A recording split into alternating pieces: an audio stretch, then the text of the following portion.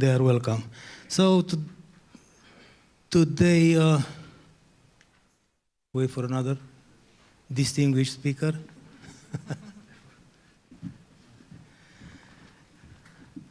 We are here today to, let me introduce myself. I'm Daniel IONIţân and I'm Senior Associate Expert with New Strategy Center. And I'm honored to moderate this panel in the framework of the event Rebuilding Ukraine Security Opportunities Investment. The panel concept is, title and concept is Rebuilding Smarter Cloud Infrastructures and Cybersecurity for a Strong Ukraine Digital Shield. I had the honor to be with some of the guests in another session earlier, and I already know some of their perspective. I'm telling you that not to you this, but to them, because I will come with more questions in this regard. And please let me presenting you the panelists. We have here Mr. Oleg HAIDUK, Institute of Cyber Warfare Research, Ukraine. He was the first head of the National Commission for Communication Regulation of Ukraine, held executive leadership roles at the state telecom operator Ukraine Telecom, and served as Deputy Minister in Ministry of Defense, the Ministry of Economy, and the Ministry of Emergency Management. From 2023 to 2025, he served at the Ministry of Foreign Affairs of Ukraine in a senior diplomatic role focusing on cyber diplomacy. Mr. HAIDUK, welcome. Ms. Olga BELYAKOVA, co-head of the Technology, Media and Communication, TMC, sector group in Central and Eastern Europe, CMC, Ukraine.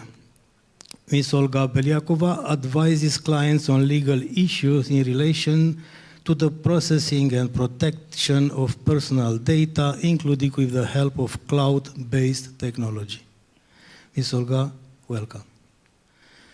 Mr. Volodymyr LUTCHENKO, Chief Technology Officer, Kyivstar, Ukraine, over 20-year experience, worked for the biggest mobile and fixed broadband companies in Ukraine, and thanks to the initiative developed by he and his team before the war and during the war, the active military operations, 99%, I said 91st, 99%? Okay, 0.56. In the telco and IT, every 9 after it matters. It matters. Of the Kyivstar telecom network continues to work. Almost 100% of the operations continues to work and provide people with communication services. And Mr. LUTCHENKO, welcome. And Mr. Dragoș DIMA, he served in command and control structures at national level, a specialist officer, staff officer in area of IT and C, InfoSec, electronic warfare, cyber operations, and currently he is working as a senior advisor on cybersecurity within EU advisory mission, acting as a pivotal role between the main authorities on cybersecurity from Ukraine and EU counterparts, including neighboring countries, Romania and Moldova. Welcome also. So, I propose you to start with, by remembering what happened almost 4 years ago in the beginning of the war. And I quote from a report published at that time in June 2022 by Microsoft. This report offers 5 conclusions that come from the first 4 months of the war, and I mention here the first one, which relates to our panel subject. And I quote, defense against a military invasion now requires for most countries the ability to disperse and distribute digital operations and data assets across borders and into other countries. So, I invite you all today to discuss how it's happening in this disperse and distribute digital operations and data assets across borders, and it was necessary. How did you do it? how could we improve it? And of course, for Mr. DIMA, how the international organization supported Ukraine in doing this. All of you are experienced in capacities and capabilities buildings in cybersecurity, but very probably each of you has a very unique opinion of what happened and the perspective of how it could be better happen. Let's be complementary today and discuss rebuilding smarter, because we want to learn from your experience. Okay, it was not a happy experience, but anyhow, it is what it is, and now we want to learn from experience in this. And because we have here one of the most experienced person in transforming institution, in reshaping based on the new objectives, Mr. Oleg HAIDUK, I give you the floor to tell us how manage Ukraine creating this digital shield in building and transforming transforming public institutions. Please. Thank you very much. Yes, it's working. Thank you very much. One month ago, when I finished my governmental service, I started work in data center PARKOVYI. It's a data center in Ukraine. And may you start my presentation, please?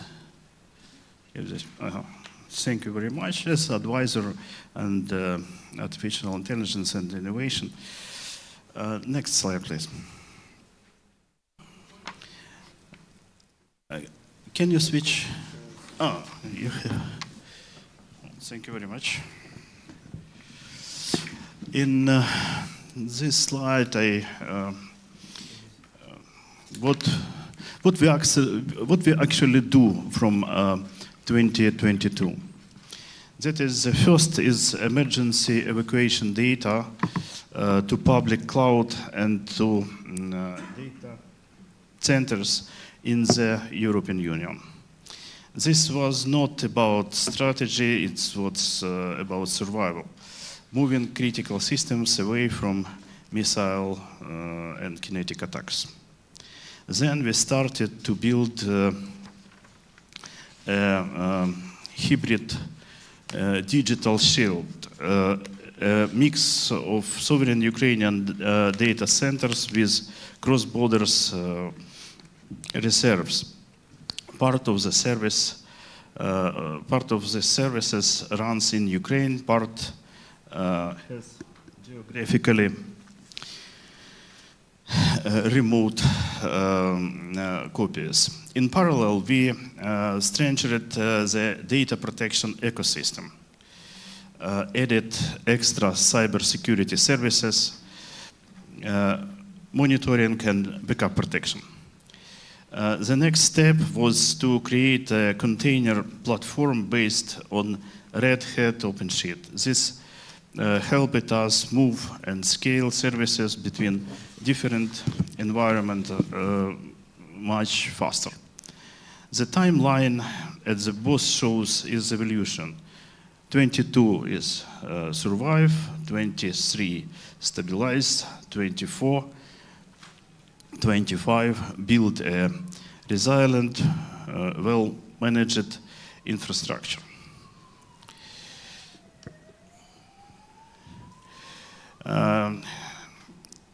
That is about basic things without which cloud can work. Physical resilience. First, external primer and physical security, access control, protected building, and a stock of criminal equipment to replace hardware it is damaged. Second, power resilience. Reliable UPS systems, generators, and the ability to run in autonomous mode for a long time. In wartime, the power can go down at any moment. The data center must not. Then we have a network redundancy. Quick switching between normal and backup models, and the option to physically switch fiber links to bypass damages routers. Finally, multi-layer protection for servers and data, limited physical access to racks, multi-factor authentication for staff, and protected backups that cannot be easily destroyed by one attack.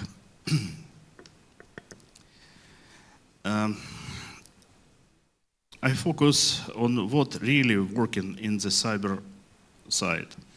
First, VPN as the default, not an exception. Access to critical systems does not go directly from the internet. It goes only through and managed VPN with multi-factor authentication. Second, web application protection. We don't not just accept traffic. We analyze it and bug and dangerous requests before they reach of the services. And third, that is immutable backup and retention lock and data domain type system. This means that even if an attacker get access, they cannot simply delete or encrypt all backups. The simple idea is if we continue controlled access, traffic filtering, and we can survive even very strong attacks without catastrophic damage.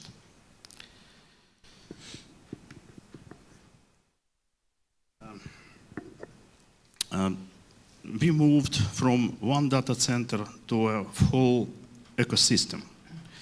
DSUR is the association of Ukrainian companies that building a complete digital ecosystem made and powered in Ukraine. The idea is to bring together best technology practice, coordinated investments, and joint actions to protect national critical infrastructure.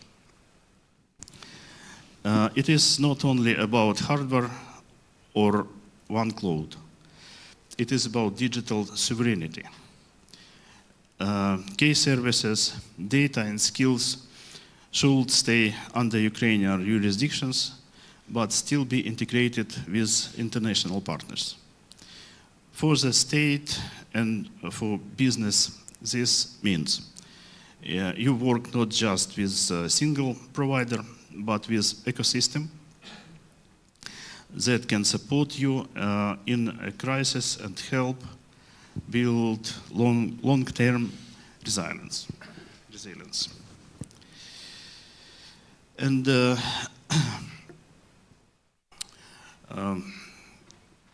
I can summarize the main lessons. The first, we need both cross-border and sovereign capabilities. Only cloud abroad is a risk for sovereignty. Only local data centers a risk during heavy attacks. The effective model is a combination of both. Second, identify and immutable backups are more important than the brand of the hardware. The logo of the box is not as important as how well we protect account and backups.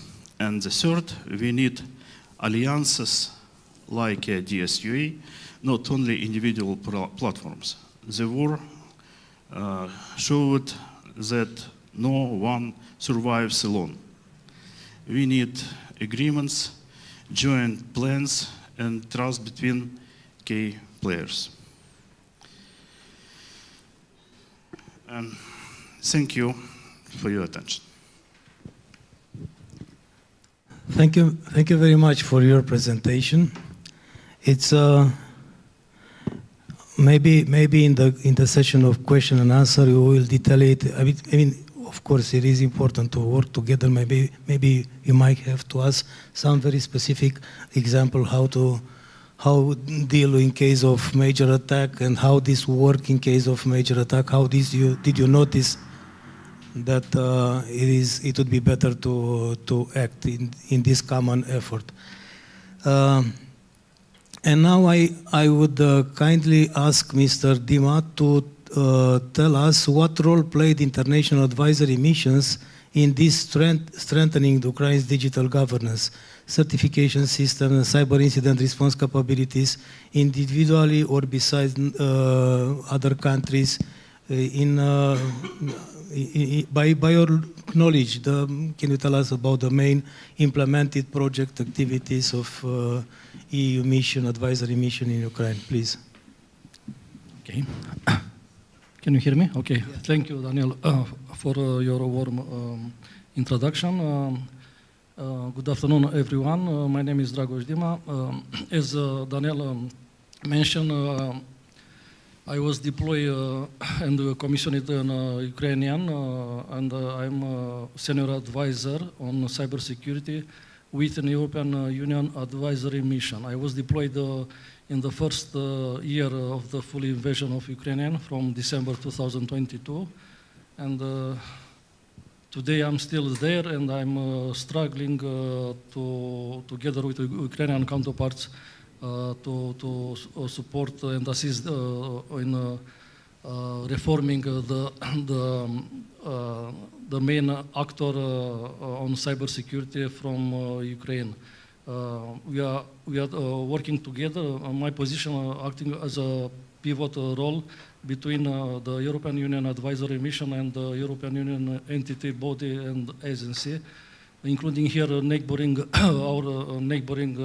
neighboring country of Ukraine, Moldova, and Romania.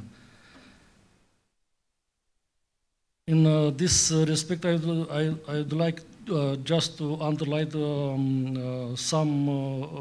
role of European Union Atlantic Community and NATO and the international mission in Ukraine.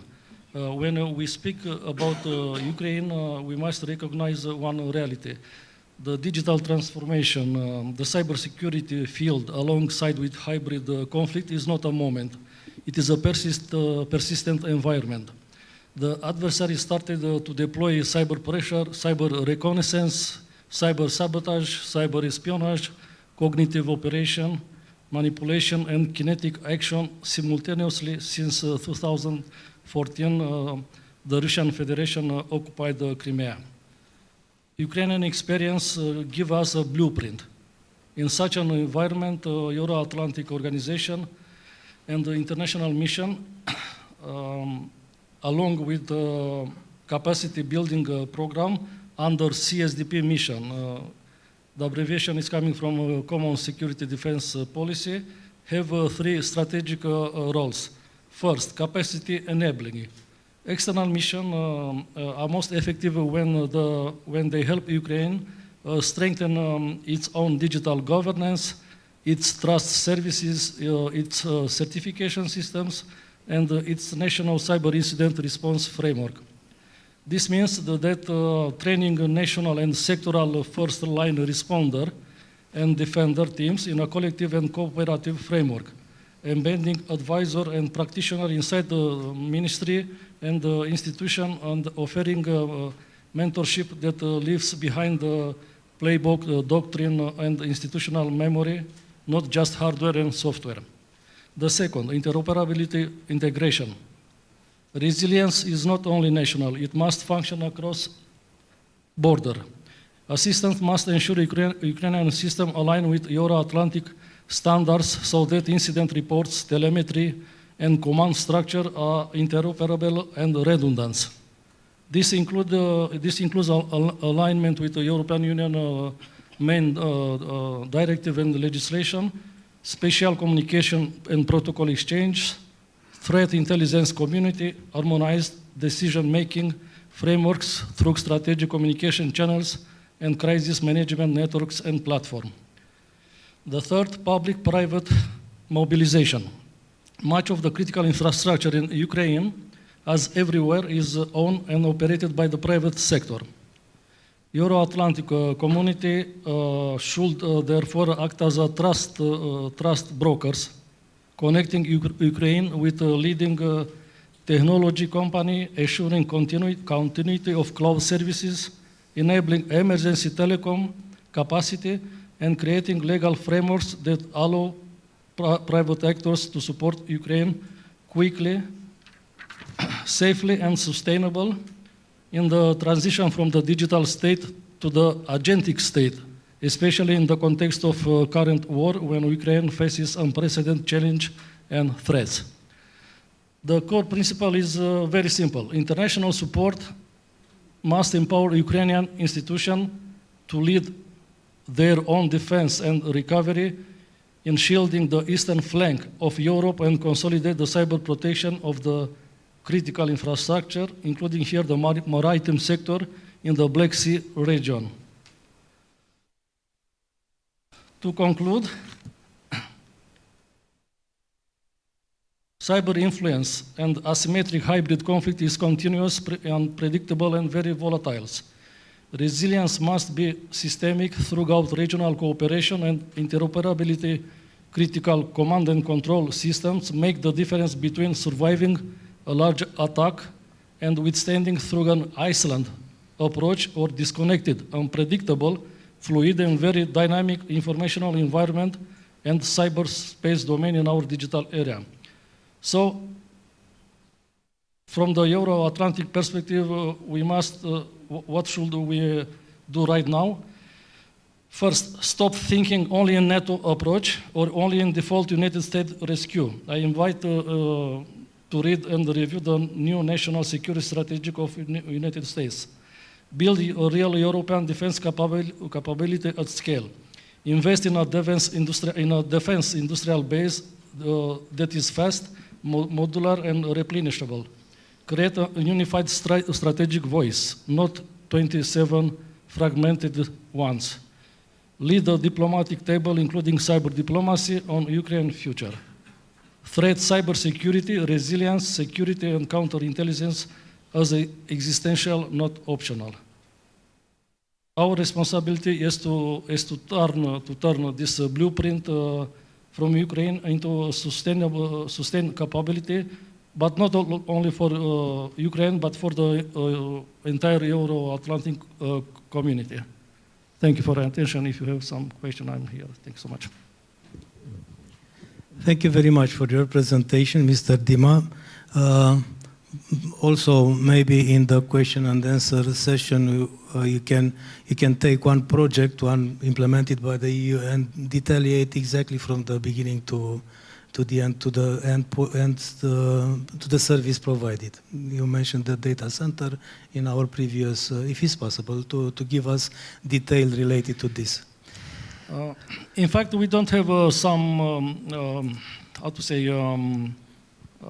project which started and to finish. Or we started to have some similar initiative in a cross-border approach with Romania, with our country. We started to try to build and set up and operationalize a security operation on a regional security operation center, which will be connected between the Moldova, Ukrainian, and Romanian. And they will, that center will function in this such of settings like an information sharing assistance center, if I'm not mistaken. This is the term. Maybe Yeah, that is a very sensitive issue.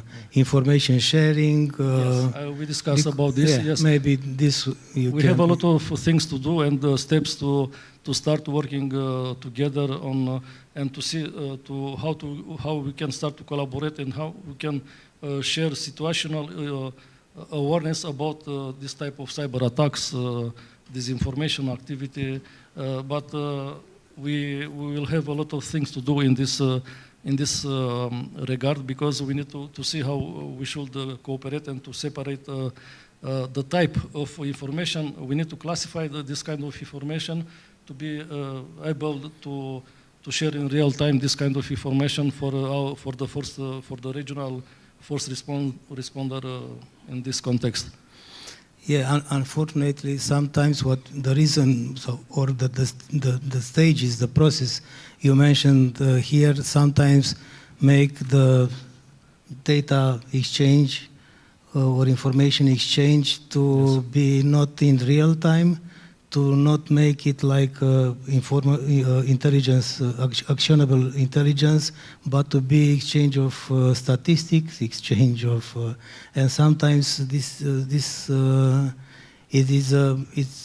not useful for countering cyber threats in real time. Anyhow, we'll come back to this. Thank you very much once again, Miss Olga. It was stipulated in the report I mentioned before that at the beginning of the war, Ukraine's government has successfully sustained its civil and military operations by acting quickly to disburse its digital infrastructures and data assets, as I said. My question to you, and maybe in your presentation you can touch this, did the Ukrainian government have legislation in place to transfer this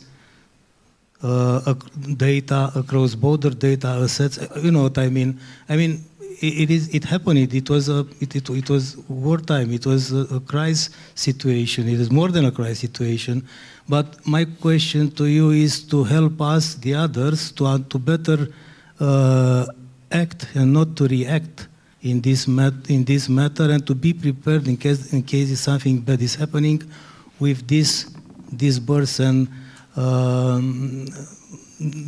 transfer these digital services in a cloud across border in other countries, please. Yeah, thank you very much for the question, and this is really a good question. So at the beginning of February 2022, like a week or a couple of weeks before the war started, the Ukrainian parliament voted for the cloud law, the new cloud law, but it was not supposed to be effective anytime soon, and definitely it was not designed for the wartime. So when the whole-scale invasion happened, we definitely didn't have anything, honestly speaking, apart from that newly adopted legislation, which was not yet effective. It became effective 6 months after, but even then, it was not enough to continue. So Ukraine is very good at reacting to emergency situations. Of course, that was the biggest emergency during our independence, but even then, the Ukrainian government has adopted martial law provisions by which cloud was specifically mentioned, and because of that specific, very short, concise, but very up-to-date regulation, the government managed to save all their data assets and have them backed up abroad. So there was an enormous efforts of all cloud providers, both domestic and international, to save the governmental data, and many data is currently still being saved and served abroad. So reaction was prompt. However, we lacked the legislation. Even after the cloud law became effective, as I mentioned, it was not enough, because it should have been supported by the secondary law, which was not there. And the main struggle, I think, for all the interested parties, for all the stakeholders, for everyone in the cloud in the cloud area is first that this is a very niche environment. Public bodies, public authorities, we can say never tried it before, so they didn't really know how to work with them. And honestly, we were involved in negotiating the cloud legislation from day one. Negotiating the cloud legislation, which is very, very niche, very technical, with someone in the government, that was very difficult because there was no specialist who would at least understand what the players were talking about. That was the reality at the beginning, but then, as I mentioned, Ukraine is very good and efficient in terms of adapting. And then the strategy of Ukrainian government to attract people from business paid back very quickly, and then negotiations on the development of the legislation started. So in 2023, actually at the very end of 2023, the government adopted the supportive legislation to the cloud law, under which we are living now still, but the process is still undergoing because all the involved parties, all the players, again, both domestic, like Kyivstar, GigaCloud, Novo, as well as international, who helped a lot to save the national system, national data system, like Google, Microsoft, Amazon, IBM. Yeah, they gathered together and they are now working in the alliance to develop the legislation which will suit everyone. So this is very, very important milestone for Ukraine. So we do have a legislation now. We didn't have it at the beginning. We adapted very quickly. There is still work in progress.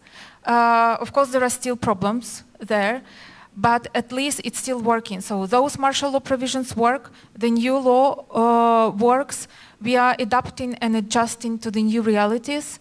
And yeah, I can say that under circumstances, within these 3 years of active involvement into the cloud issues, I think the country did well, although, of course, we have issues, yeah.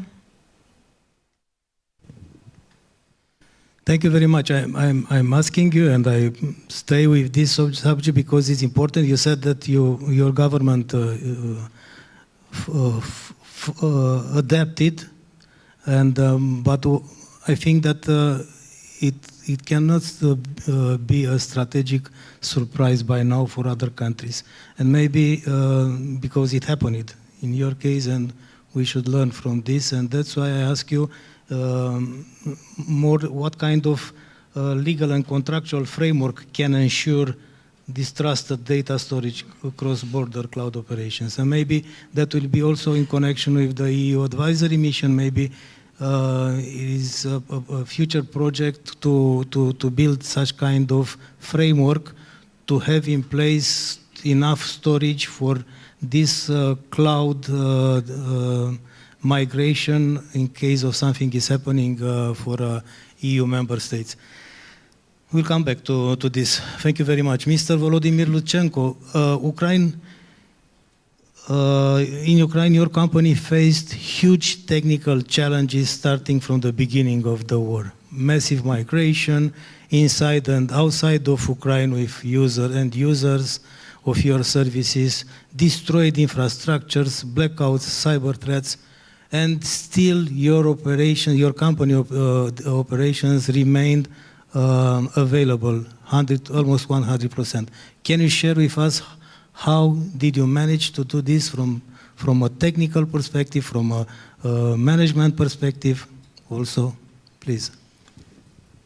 Yeah, I would like to add on top of that we are the first Ukrainian company to be listed during the war, maybe in the world. So we are listed company on the NASDAQ stock exchange since August, I suppose. Answering to your question, the only preparation in advance allowed us to keep up with all of those challenges. We have started our preparations in the middle of 2021, early mid of 2021. You remember that time in the many internet articles, magazines, and everything, there was a like the hundreds of scenarios how Russia will attack Ukraine, when it will attack, when there will be main attacking directions, etc., etc. So we decided, so this is one of the major threats, not only to the country, but to the company as well.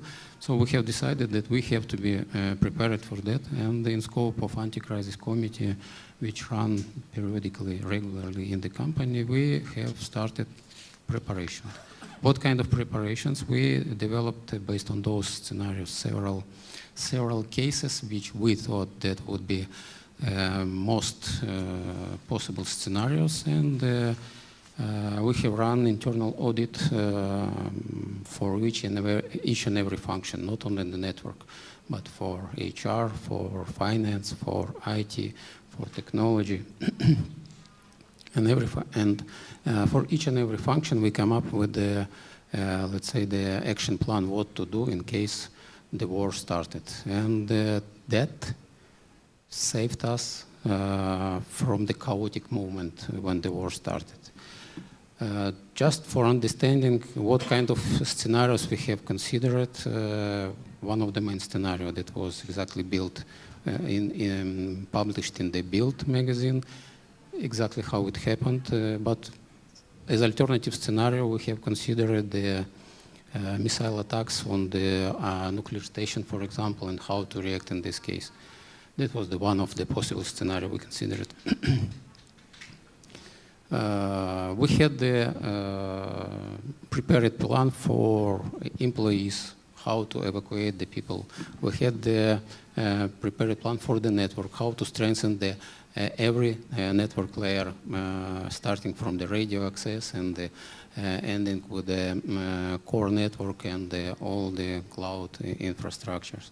We had the plan what to do with the finance if our, for example, billing is unavailable. Just to explain, we were ready to provide the service free of charge to all our subscribers, even without billing, charging, and everything. The main target was the safety of our employee, continue to serve subscribers, provide keep up the network in any conditions with the three main services: SMS, data, and voice. And as you already mentioned, the result for almost these 4 years showed that the preparation paid very well. That's it. It's a kind of challenging question. Do you think that somehow, in some measure, your adversary, the Russian Federation, were not fully interested to block your services, but to use your services in a I don't know, 1-10% of. So as an enemy, they use they try to use any kind of services from mobile network operators, not only from Kyivstar. I think we are blocking those attempts successfully in cooperation with the Special Security Service of Ukraine and other military bodies. The first thing. Another thing, I don't think that they do not touch. The cyber attack, 12 December 2023, clearly shows that their intention was to actually kill the company, but we survived. Yes, I fully agree, but my question was, of course, at the beginning they started with the DDoS. They attack critical infrastructure because they want to block services. But they still won't need your Telegram, let's say so, this app using on your channel. That's what I am asking from this perspective. I try to find out more and to know what to expect from this kind of attacks. It's an opinion, it's not like... Yeah, that's only guesses can be. I don't know for sure, and I think nobody knows for sure. That's why I prefer do not speculate on that. Okay, thank you very much. That's what I said, it's a kind of challenging question. Now, I do have a question for, thank you very much for your presentation. I have also, until give the floor, okay, please, if you... Maybe not the first one, but... Okay, I can let you prepare a little bit, if it's, okay. If you don't want to have it first one, okay, you want to have it. If you give me the chance, then I'll take it. Hans Dame. Not sure what my function is here today, but I'm a member of the International Board of the New Strategy Center. I've got a question, and basically it's to Mr. HAIDUK, Mrs. BELYAKOVA, combined. Mr. HAIDUK mentioned the brand of the hardware is not important. So obviously that was an issue at some time. And I would be interested also in the big firms you mentioned.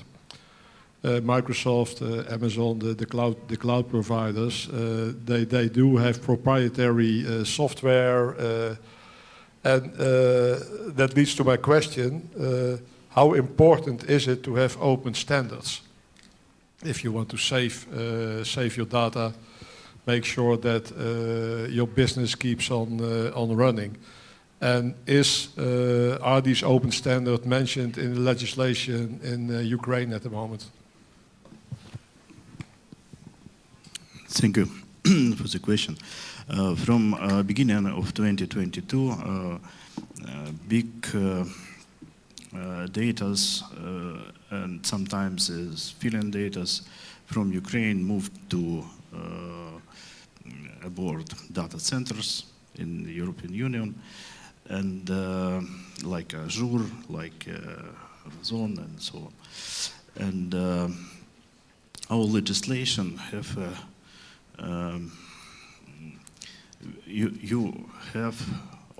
we have conducted these data after war finished on the territory of Ukraine, and that is will be very complex technical and organizing and so on question and issues, and that is main idea of this.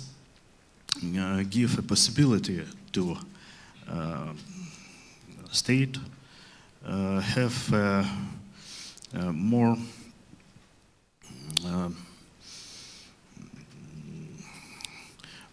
more variants for them, and that is the main idea. Thank you. I think this is a very good question because it actually is directly related to trust over the cloud. And this is why the trust over the cloud is there in the US, in Europe, in Estonia, for instance. Yeah? So open standards, it's the question who considers what it is, open standards. But currently, it's being negotiated. So what we have in the legislation was very, very outdated in that particular, on that particular angle, because it required this kind of systems to go through national certification, which was absolutely outdated, lengthy, nobody did it. Yeah, it's not possible to go through it. It's just not possible. Especially for international cloud providers.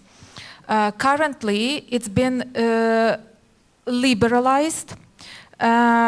First, in the banking sector, it's completely liberalized. So since November this year, the banking sector has its own cloud regulation. It's very, very modern.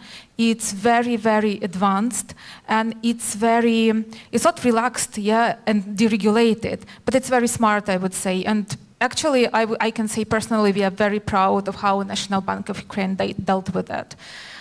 So that was the quick part of our job, to negotiate that with the banks, because the banking and financial sector is a big sector, but still it involves smaller players, whereas the rest of the general cloud legislation is a little bit more complicated. So on that front, we do have a little bit of liberalization in this new supporting legislation, which I have mentioned.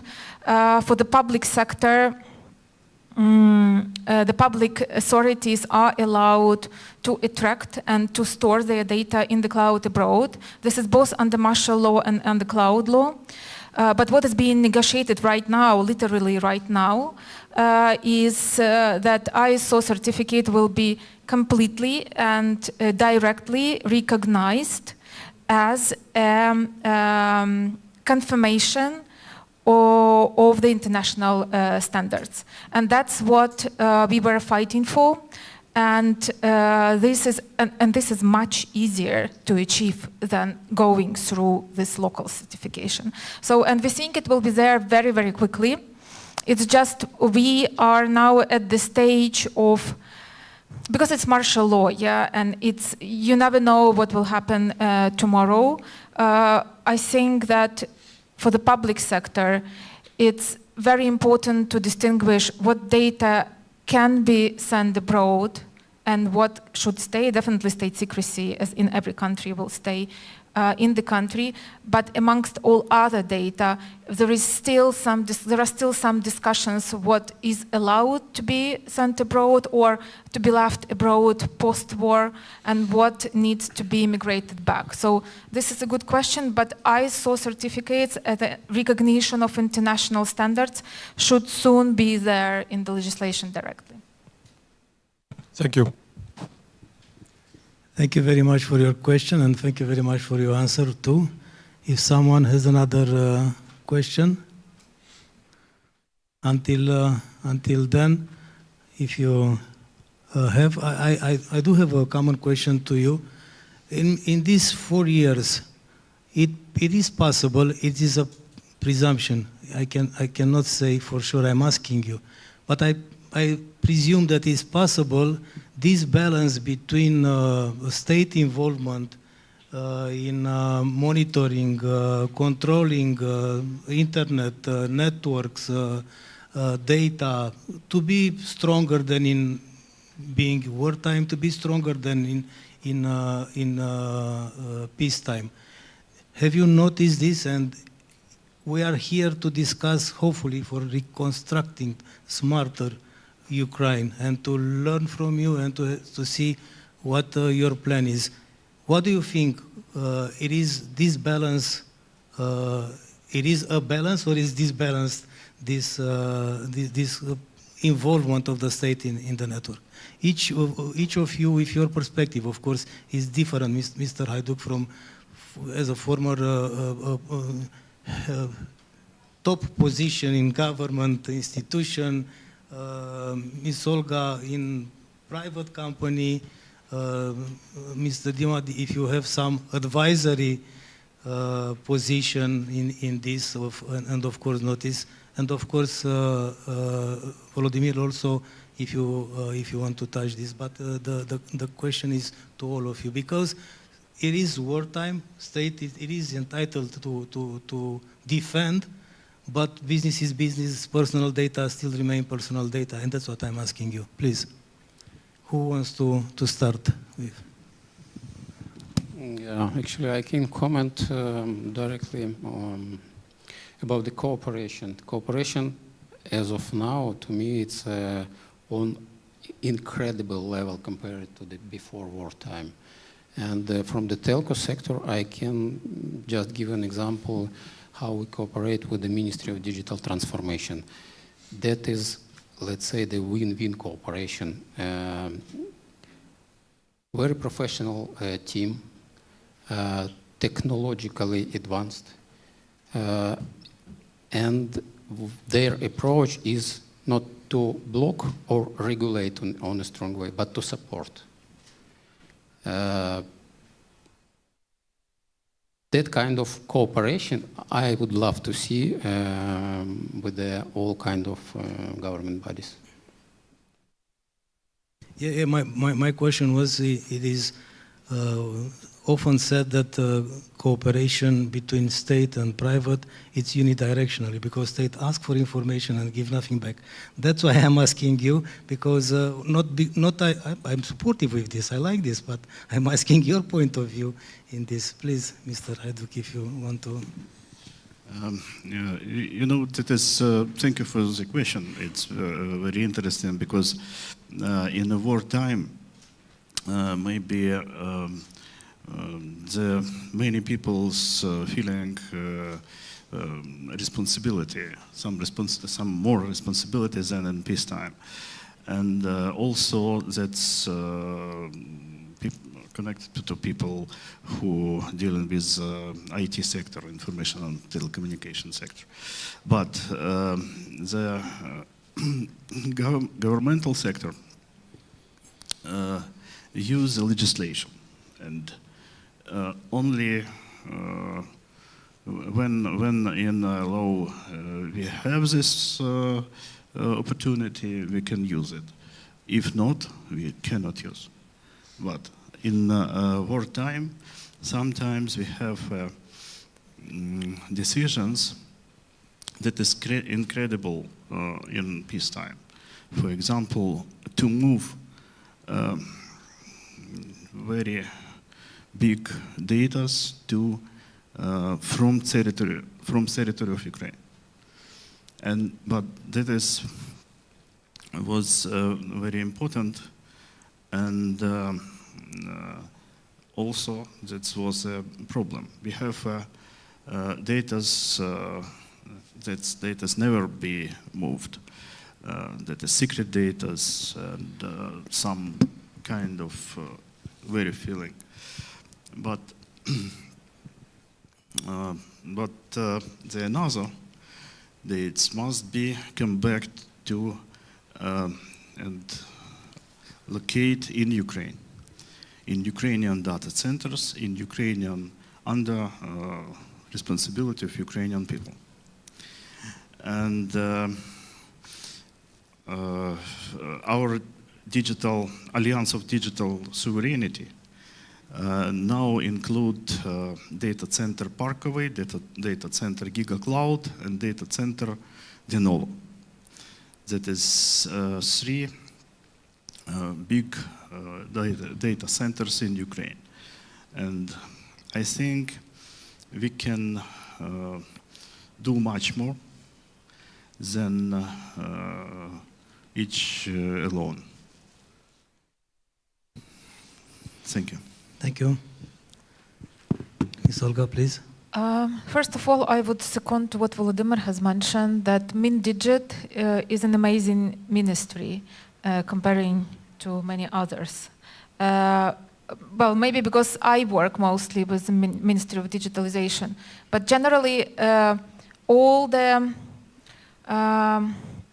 improvements and all the movements, I would say, in the cloud area was only possible because MinDigit stepped in at certain point of time. So that was great. On the other hand, private business will always want the government to be quicker, more efficient.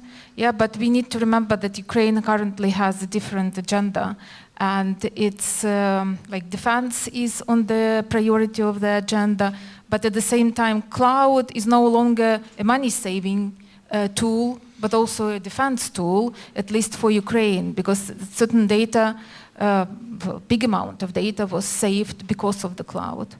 What I would personally like the government to consider, and I hope it will happen, is that to analyze on the go and what proved to be efficient during the wartime should actually stay post-war as well. And here is